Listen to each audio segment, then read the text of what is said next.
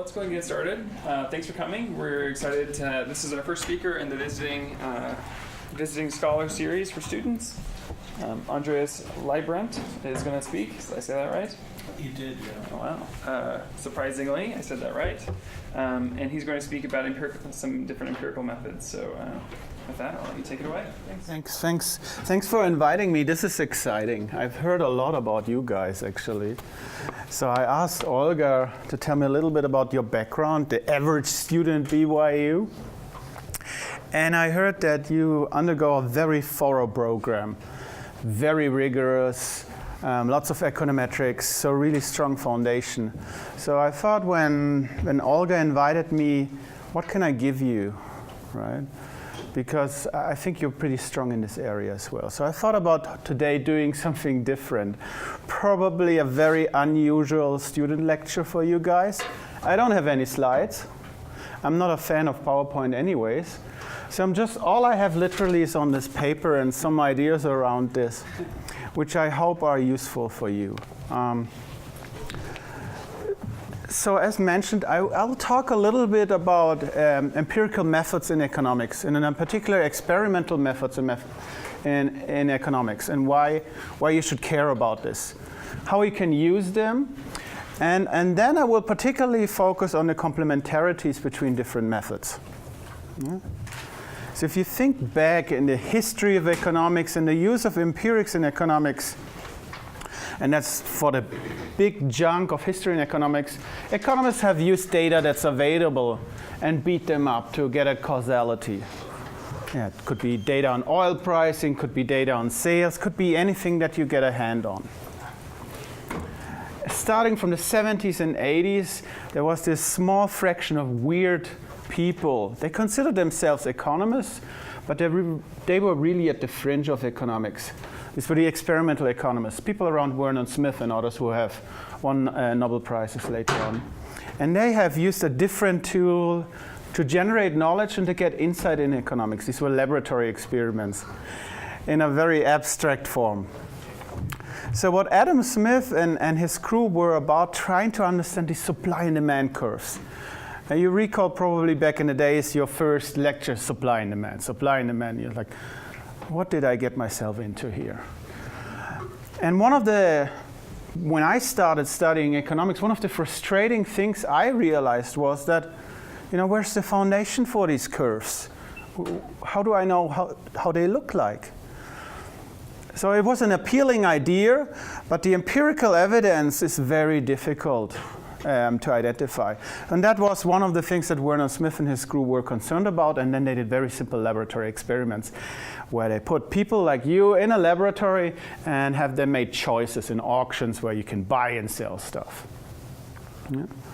That sort of was like a very small fraction of people, but that grew exponentially over time.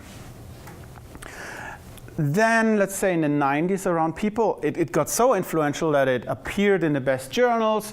It was not really a fringe anymore, and many people started to do that, especially in Europe. Not so much in the US, actually. People in Europe were much more open-minded in this regard. But then there's some criticism on what's the knowledge we generate. It was appealing to test these abstract concepts in economics about supply and demand. But people were wondering, what does this tell us about the real world? And that's a term that's often used. I'm not a big fan of this word because when we invite you to a laboratory to make choices, it's pretty much real as well. But the question was, do we learn, for instance, anything about worker motivation? So there are experiments where you pay people certain kinds of wages, you vary the wages, and you see it about effort levels. So do people work harder when you pay them more? Do people work harder when you treat them nicely? But people started to criticize this and said, these findings are hard to extrapolate. Because these are students, they select themselves into these environments, and then they do something for fun. That's not what a typical worker looks like who works at Walmart or Starbucks. So people started to change the methodology to generate insights into economic decision making. They framed the experiments such that it was not abstract. So all these experiments started very abstract. You can trade good A against good B, or it wasn't really coined in terms of effort. You can increase something and that costs you something. So people started to frame it in terms of, for instance, a worker-employer relationship. To get a bit closer at the natural environment. And there was always a little bit of drive towards getting even closer. So you invited not just students, but actually maybe employees from Walmart into the laboratory. So there was a move from these standard laboratory experiments to what we call artifactual field experiments, or lab experiments in the field, to framed field experiments. Then there was a group of people also roughly in the 90s that said this is not enough, this is still hard to extrapolate to what we really care about, economic decision making outside a constrained laboratory environment. And one of the main reasons they brought up is the scrutiny that you observe when you are in the laboratory, or when you know that you are part of an experiment. People start to behave funny. So I have a psychology background, and in psychology, almost all of these experiments are like this. You don't really know that you know that you're part of an experiment, but in psychology they are cover-up stories. They tell you many crazy things what this is about, and it's not about this, and later on you're debriefed. Right? So the psychologists were concerned about this, and that's why they tried to come up with stories to look at something that you didn't know they are looking at, and in the hope that this doesn't distort your natural behavior that they cared about. Now the economists have gone a different way. They have looked at what we call field experiments, or natural field experiments. I'm quite sure that some of you have already taken part in these experiments without knowing. So these are experiments where there's someone, it could be a corporation, it could be a researcher, it could be the government, who trials things, trials policies, trials sales practices, trials marketing on different people, and sees what the impact is. Yeah? Amazon, for instance, has done a lot of natural field experiments without their customers knowing, and that has steered some heavy criticism in the past, where they tried to sell different identical DVDs at different price points to get an idea at the demand curve. Yeah, so how much revenue do they lose or increase by changing the price of a DVD? Right? So what I'm going to do today, or what I'm trying to do, is to convince you that this journey of the generation knowledge process in economics hasn't stopped there. It's continuing, and I believe, and that's a purely subjective view, that the next stage is in combining these different methodologies and finding out how they complement each other. So how can we use natural field experiment, and not just look at the natural field experiment, not just look at how an increase in price leads to less sales or more revenues, but combine them maybe with empirical data that the company already has. Combine them with surveys from customers. Combine them with laboratory experiments with students, for instance, looking at a product and looking at prices and trying to get an idea about interests. Because I truly believe the next stage in the generation knowledge process in economics and in social science, for that matter, is in combining different methodologies to look at to look at one question from different angles to get closer to the truth. All right? So in order to do that, I'm going to talk about four studies of mine. 4 studies of mine, out of which 3 use different methodologies. And I'm going to tell you why I believe these studies are important, and why they are important has to do with the combination of the different methodologies. Yeah? And I'm going to show you also one study of mine, which I will criticize heavily. I can do that now. The study is published, it studied well. It gave me a job, but now I can really say, seriously. And the reason is that in this study, we used the natural field experiment. We took it to the extreme. And to my defense, it was not completely our fault. We were asked to do it to get it published well. But I truly believe that's where the methodology gets at the limit and becomes kind of ridiculous. And an alternative would have been to use a different methodology instead. Yeah. And that was a natural field experiment. So often natural field experiments are regarded as the gold standard in the empirical generation knowledge process, but they have also their limits. Right? Also, during this lecture, and I think I have 50 minutes, right? Or an hour? Until about 10 till. I'll probably go till about quarter till. Quarter to, okay. Well, what I want to say, if there are any questions, please go ahead and ask these questions. This is pretty much spontaneous, right? But as I said, I thought, and you haven't heard this, since I heard from you, these students are so well-trained, so rigorous, so competitive, that's another thing I heard.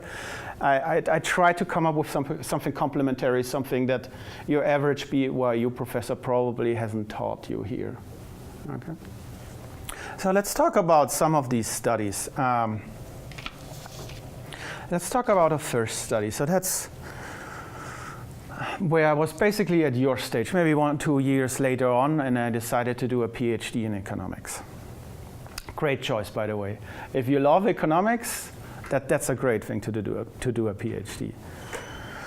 So I was at an institute in Europe, and I got the chance to do a PhD with one pretty famous professor over there, who was, and his story and his fame became by emphasizing the importance of social preferences. People care about fairness, they care about social preferences. So what are social preferences? This is, in economics we make it very simple. Everyone has complete knowledge about everything. Everyone just cares about him or herself. That's the starting point. That facilitates things a lot and makes things tractable. But we kind of know that this is extreme. So what my advisor has worked on and devoted his life to is to show that there are systematic deviations from this notion of selfishness. People care about others, and in a definable set of situations will give up part of their money, will provide effort for others.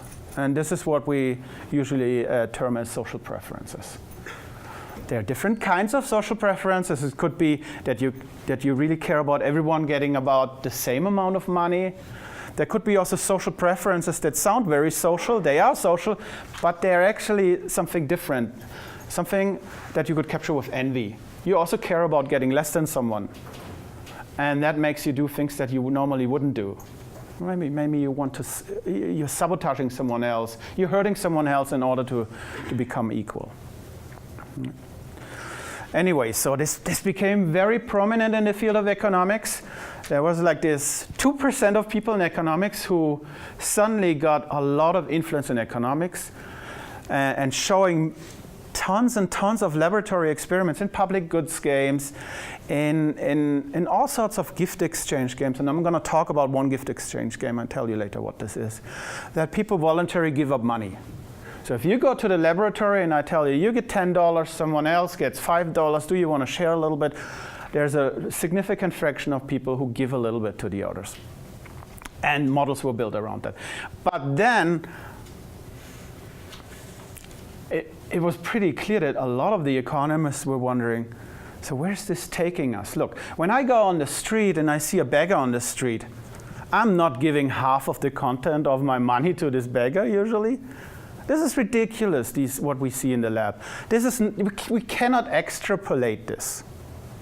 Another setting is, and that's related to the tragedy of the commons. So the tragedy of the commons is this idea that when people share a natural resource, and there's open access to this resource, that it's overexploited. Mm-hmm. And there's so much data and evidence on this. So many natural resources are overexploited. And the experiments where you capture the basic economic decision making, you see that many people are actually not exploiting a resource in the laboratory. So there was some disconnect.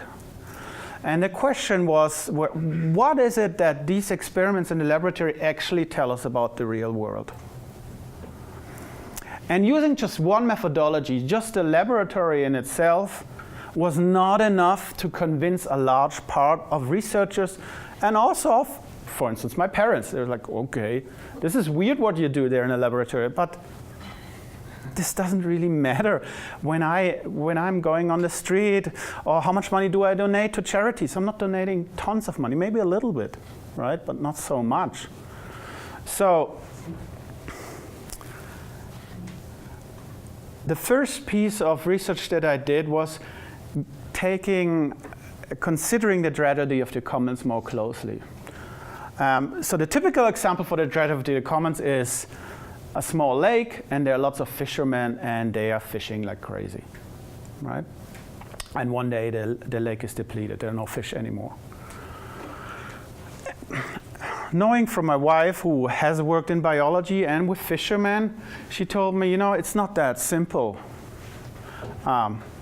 which comes as a big surprise for some economists who see things very simple. She said, there are differences in fishermen. Some exploit more and others exploit less. And I said, how do you know that? And she said, well, it depends on the technology that they use. So they use fish nets, but the mesh size differs. And the story is pretty simple with well, it's not simple. I make it simple. The smaller the mesh size, the small fish you catch, the more you exploit the lake. And there are differences in usage of mesh size. I thought, okay, that's interesting. But why are some people using smaller mesh size and other resource users use bigger mesh size? What's the difference? And then I had this, back at that time I thought that's a eureka moment. Well, maybe it has to do with them being pro-social, having social preferences. Maybe there are some guys who feel really bad in exploiting too much. So what we did is we went to the setting, this was in Brazil at this lake, and collected data from these fishermen, what kind of mesh size that they use.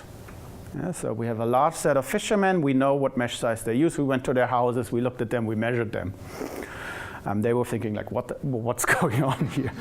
But we did a lot of things with these fishermen, so we embedded it into a context. During the same time period, we had these people come to different places and had them do these laboratory experiments, sets of laboratory experiments, which broke down this decision choice that they have using a small mesh size versus a large mesh size into an experiment where they could exploit a bit more or a bit less.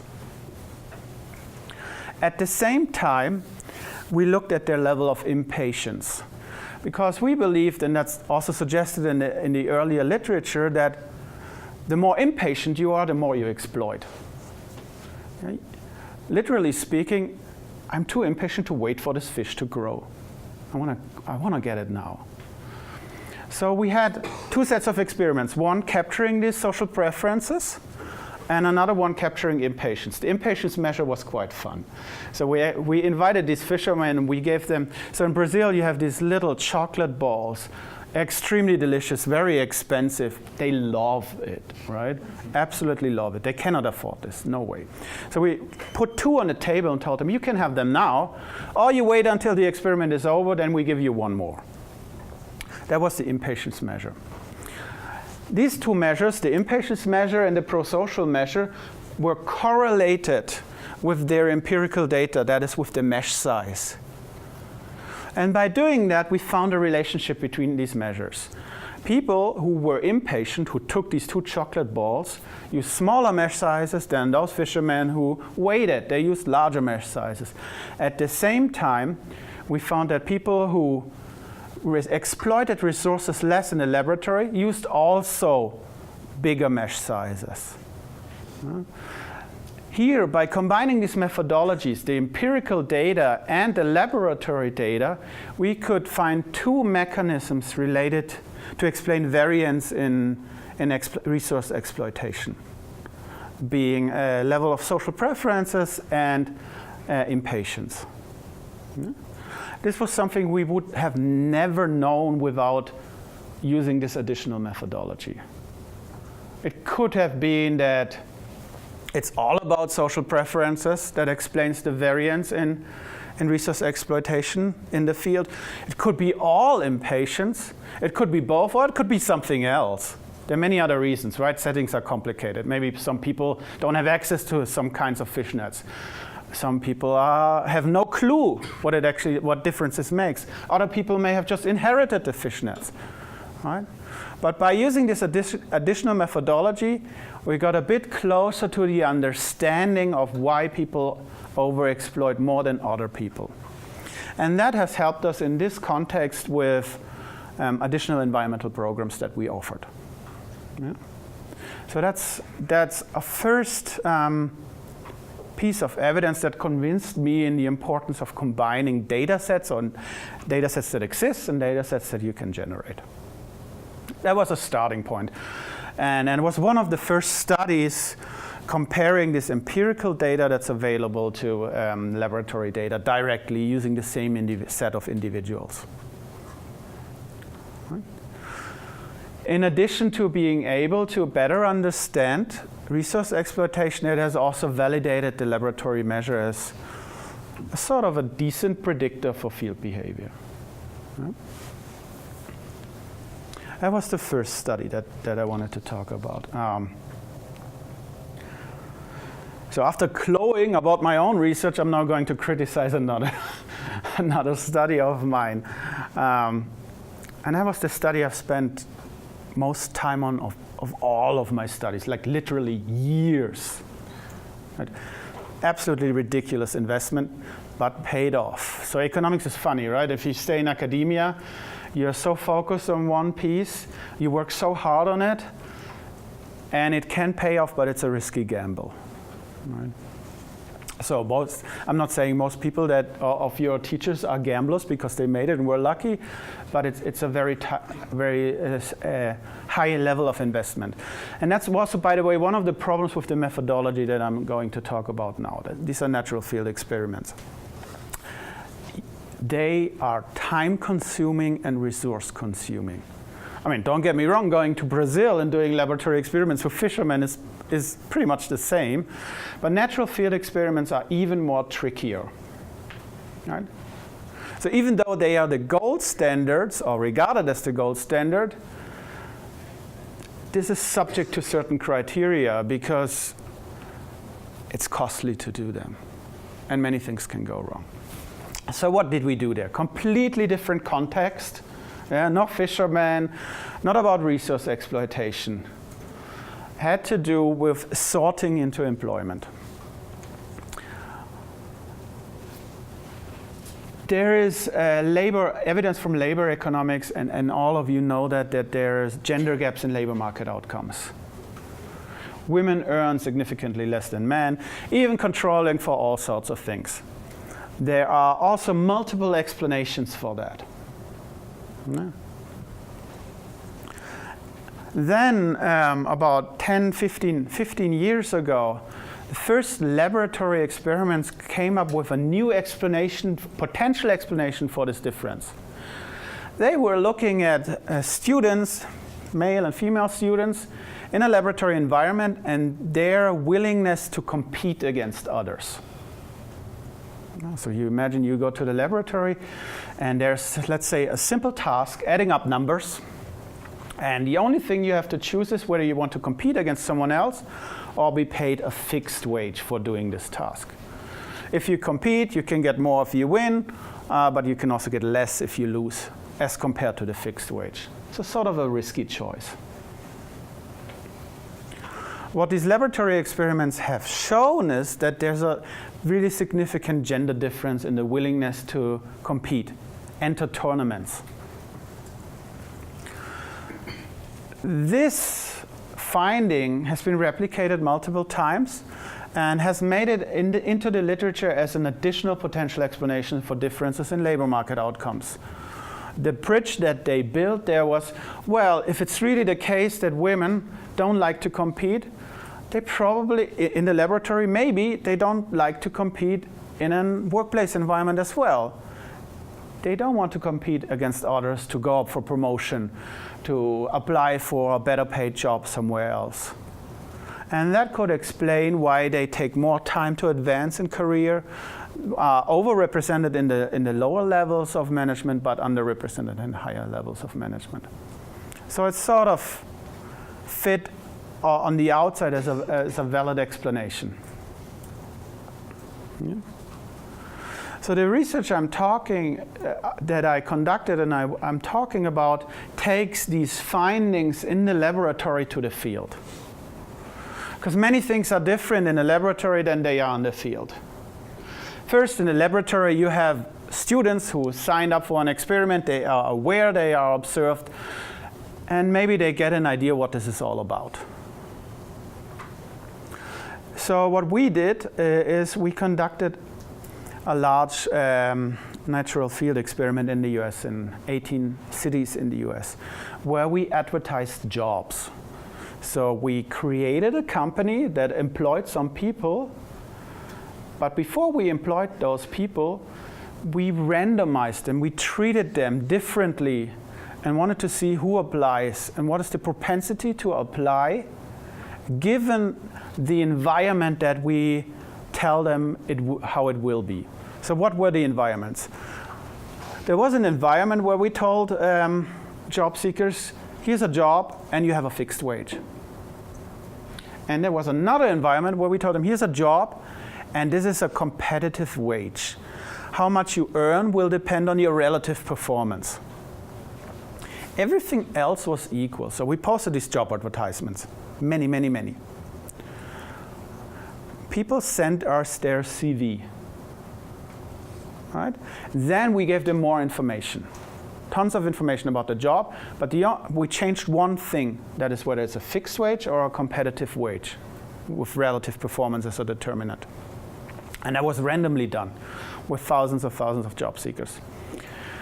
And what we were after is understanding if we offer this competitive wage, whether women are more likely to sort out, that their application probability drops more than men's application probability. Yeah? So we sort of translated this very simple environment in the laboratory into a field environment to investigate the first stage in the hiring process. Because if we find that there's more sorting out of females into competitive environments, this is a smaller bridge to build to understand gender gaps in labor market outcomes than it is to go from an abstract task in a laboratory to make this step. Because in the field we already have the selection of people. We already have people who select, who want to work in this job. Yeah. So we only change the payment mechanism. Questions so far? Can you clarify what the job was? Yes, sure. So here that's good. That also relates to one of the challenges. We advertised administrative office jobs because it was the most common job in the US. It's an entry-level job where you need some kind of a qualification.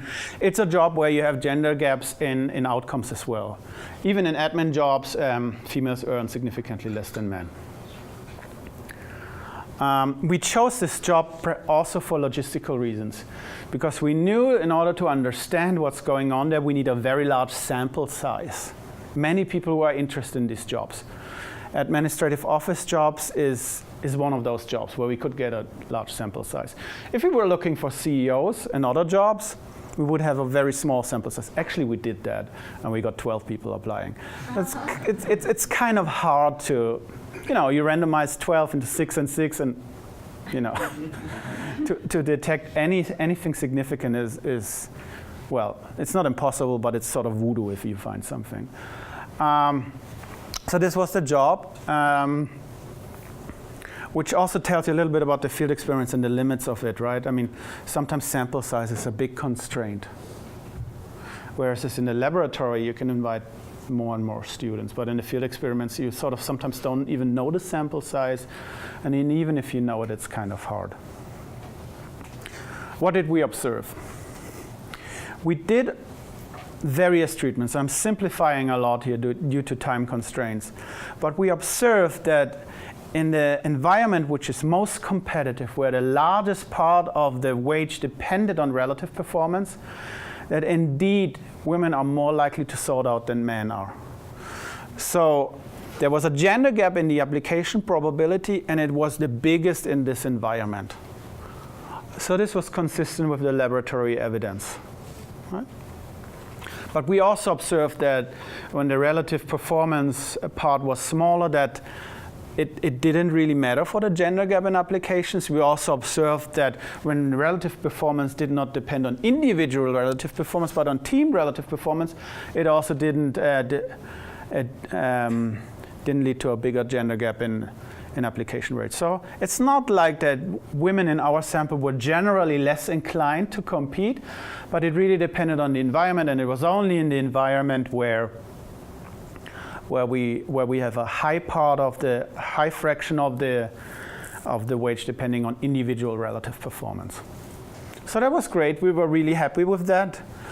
We sent this to others and sent this to a journal, and they came back to us and said, well, but why? So what's going on here? And then they told us, you need to understand that when you change the sentence from fixed wage to relative performance wage, you may not only change the compensation, but also the perception of people applying for the job on who the supervisor is, who they are competing with. Right? So one of the explanations in this environment could have been that, okay, there's an environment which is highly competitive, and the average woman may believe, oh my, seriously, so many men will apply for this job. Do I have to now compete only against men?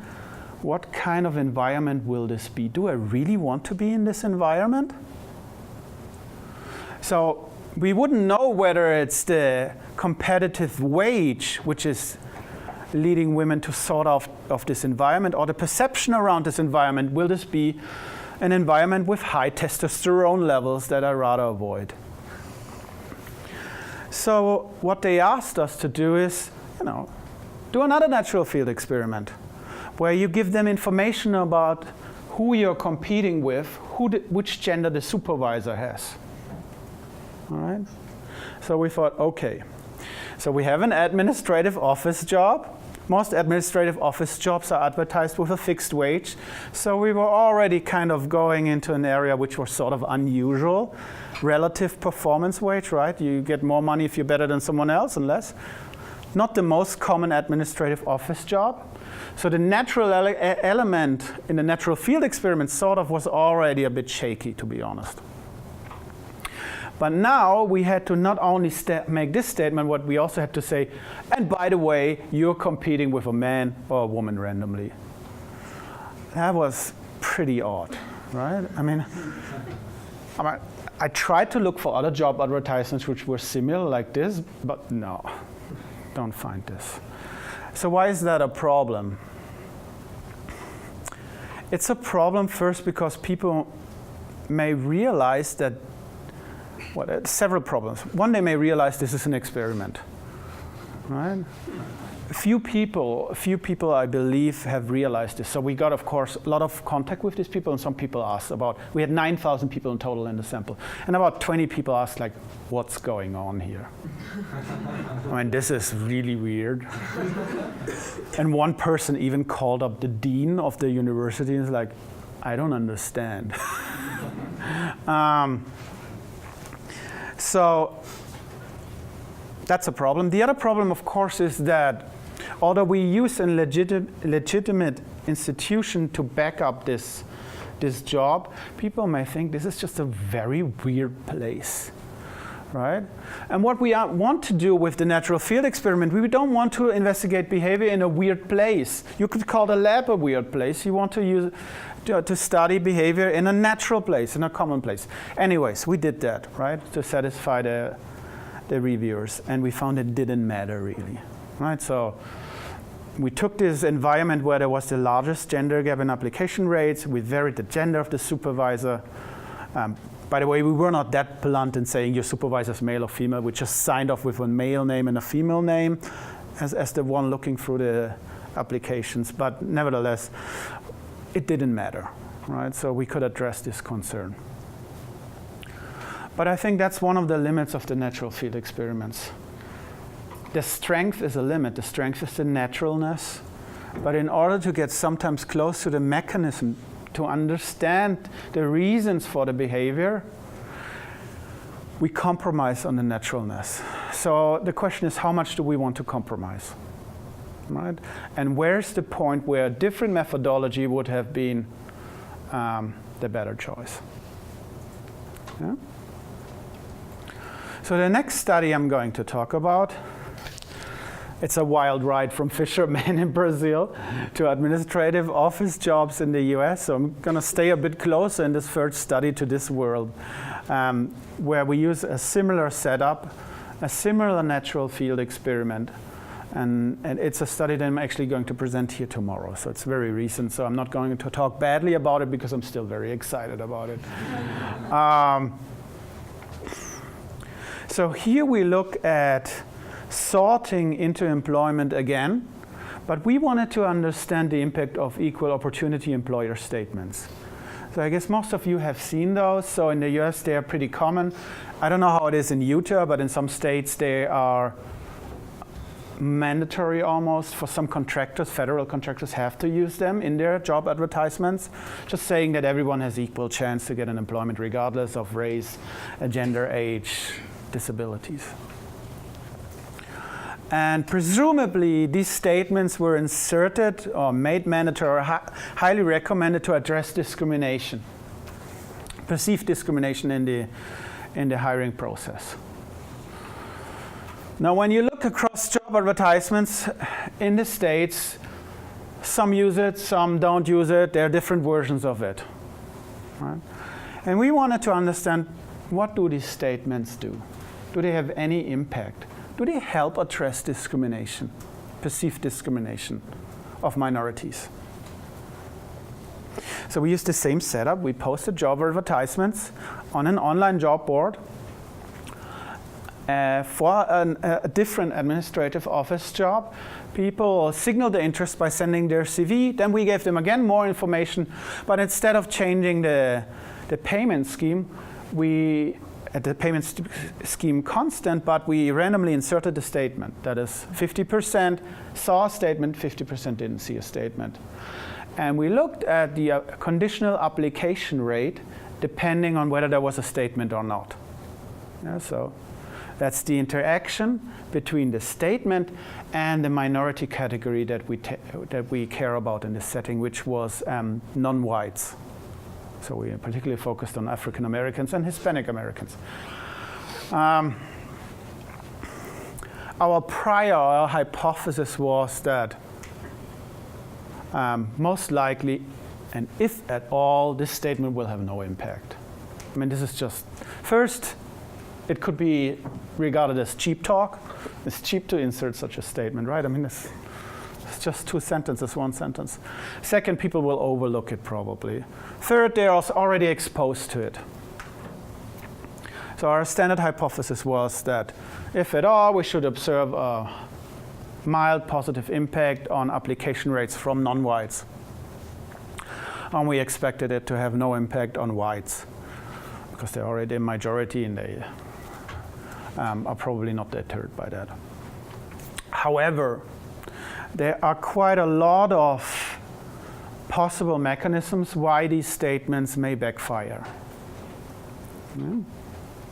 So that was the interesting part for us also to look at this and see whether these explanations matter. For instance, they could backfire in the sense that by inserting the statement, you make something very focal, and the signal that you try to give that this addresses discrimination backfires in the sense that it actually looks like, oh my God, that's an environment where there is maybe discrimination. Why did they put this statement in there in first place?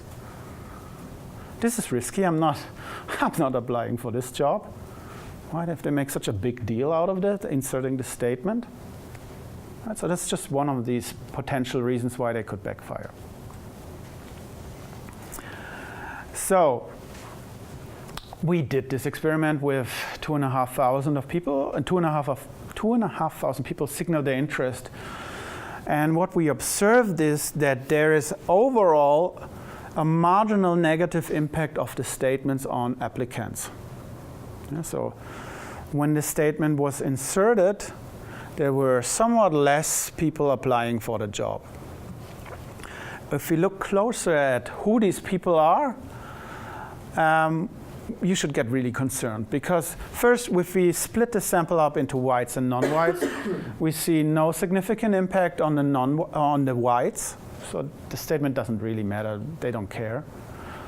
Whereas for the non-whites, we see a significant drop in application probabilities.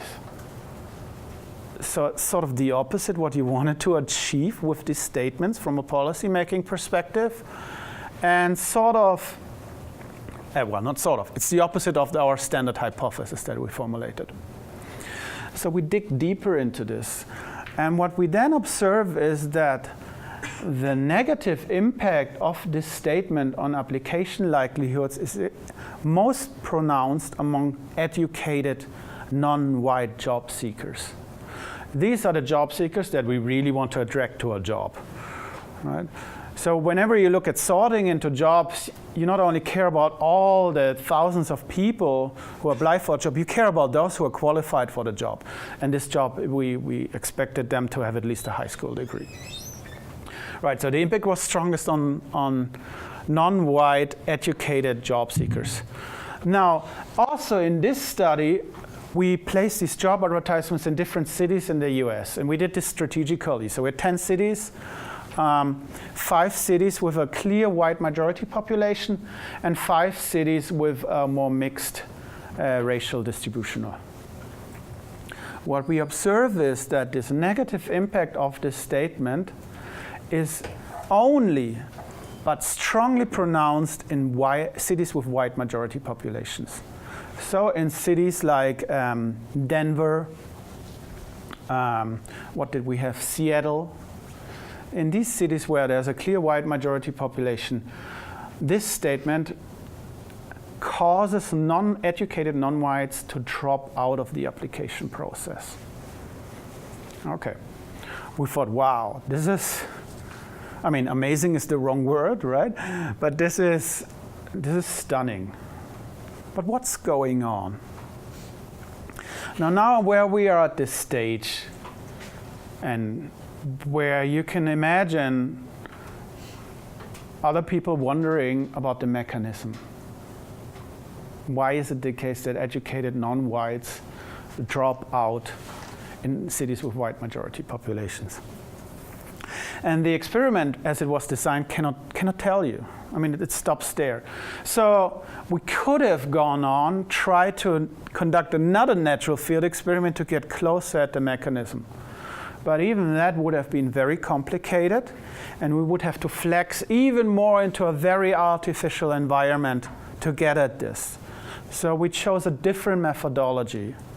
So that's what I'm trying to convince you today of. It's important to look at things from different angles using different methodologies. So what did we do? We used a survey.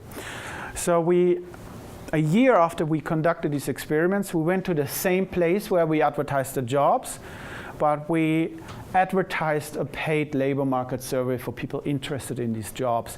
And we asked them a bunch of questions. So how did we do that? We gave them the previous job advertisement and asked them questions about what do you think is the level of discrimination in this job, and what do you think people maybe from minorities do they feel stereotype threat? Do they feel like token hires? These were the sort of questions that we asked. And then we told them, now imagine this job advertisement also entailed this EEO statement, this Equal Opportunity Employer statement. And we asked the same set of questions again. What is the level of perceived discrimination, stereotype threat, and tokenism? So what we care about is the change in the response after inserting this statement. And we wanted to see whether this matches up with the empirical observation of the application rates. What we observe is that the perception of discrimination is addressed by these statements. Actually, the respondents to the survey said, well, if you insert this statement, I think there will be less discrimination on the job. I think that non-whites have better chances to advance on the job, better chances to get a job in first place. Okay, sort of the opposite of the behavior we observe. We asked the same question with stereotype threat. Do you feel that non-whites will be more anxious to perform at a job?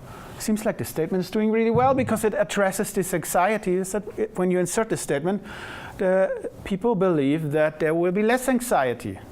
So this statement seems to do well. It seems to help non-whites. Okay.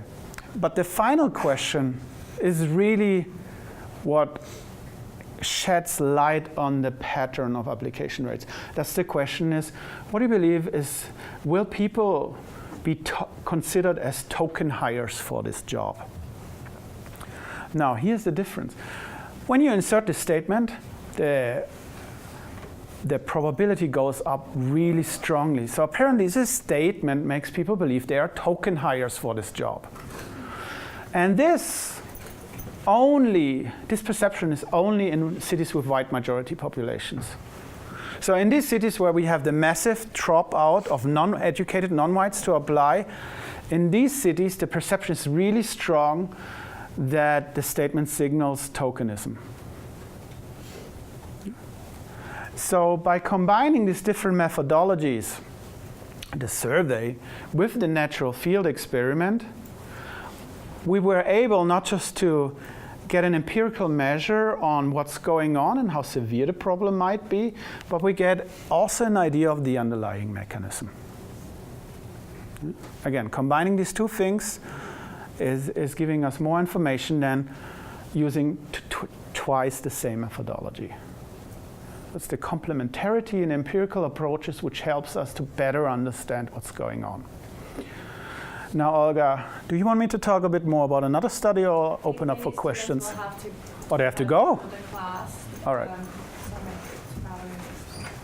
that correct? Okay. So I think we're trying to end by, but maybe we can leave some time for questions if that's okay. Okay, absolutely, yeah. Please. Don't be shy, I said so many things. I don't know whether I passed the bar for rigor here at BYU, but I tried my best.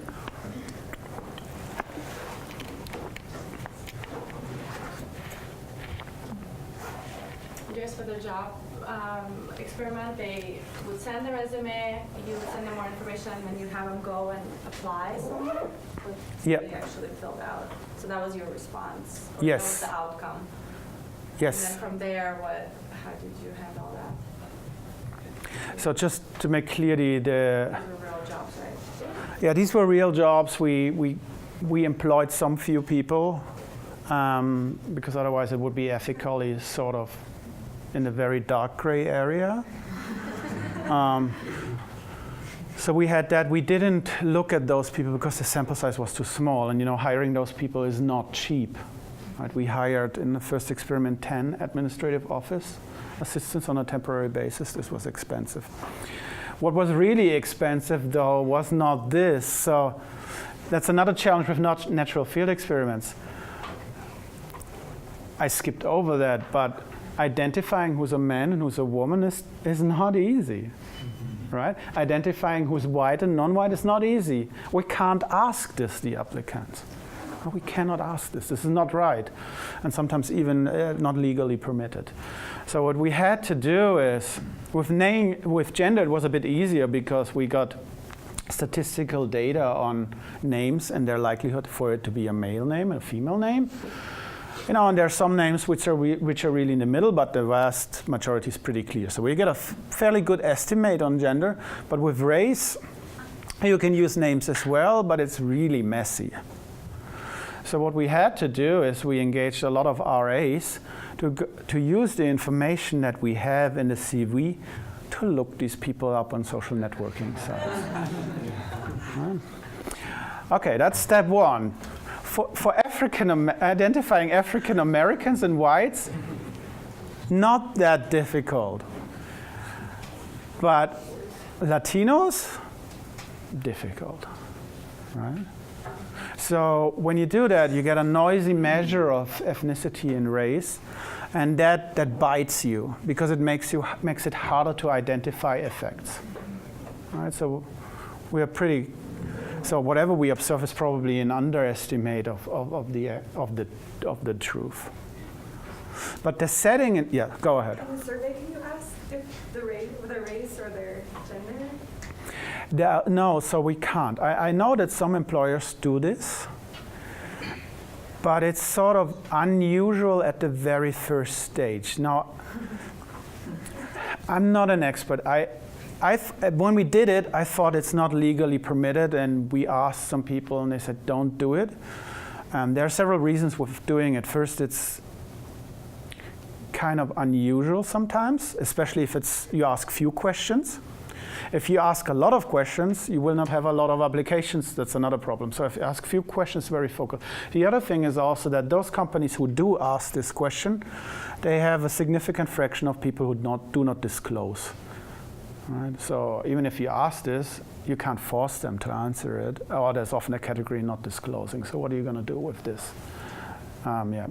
But we wanted to keep it as natural as possible and not ask. Yep.